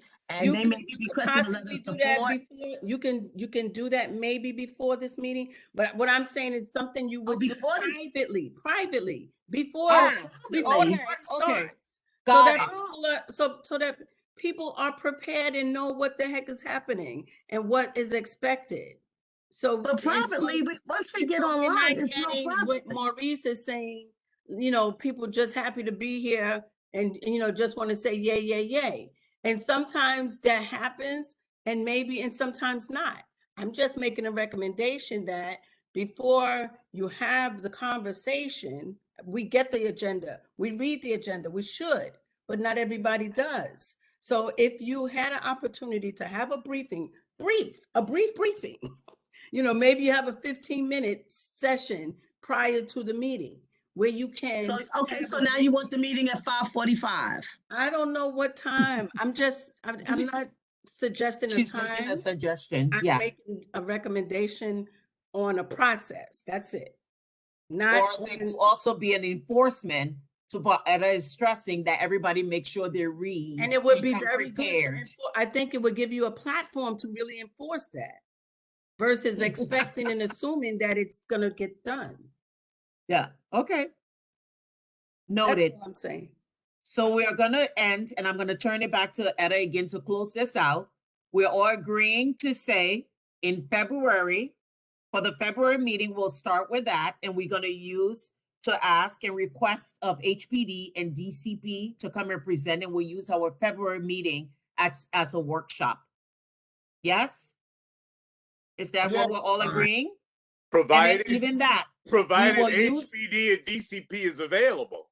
It's available. That's why I said, provided based on the availability. Right. Ted, I'm sure. Ted loves to join us. I can't imagine to be a problem. Yes.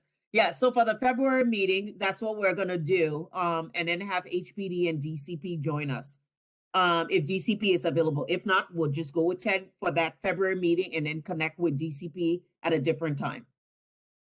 And then we will take, Gina, everyone's comments, Victor, Vladimir, everyone's comments, as Azam, everyone, Olympia, will take your comments and suggestion on how we can I don't know what's the word, reappropriate this meeting and the way forward. But guess what? I accept any other comments, emails coming through on suggestions. Please, by all means, send them directly to me. I'll discuss them with Etta, and we can come through maybe with like a few bullets, one pager on what we all, and send it out, and we can get a vote and then decide on the way forward. But the key is everybody needs to respond. I agree. Okay. I agree. Yes. Thank you. Yes. All the best to you and yours. Please be safe, everybody. Whatever way you acknowledge the holiday, happy Hanukkah. Happy Kwanzaa, Merry Christmas, Happy New Year, Feliz Navidad, Feliz Año Nuevo. Okay. December babies, happy birthday. Don't Oh, leave yeah, that happy out, Reverend birthday. Rivera. You're known for that. Bye, Okay. everyone. Take care. Be safe. Bye-bye. Happy Good holidays. night, everyone. Love you, love you, love you. Mahala. Good night. Good night. Good night. Good night.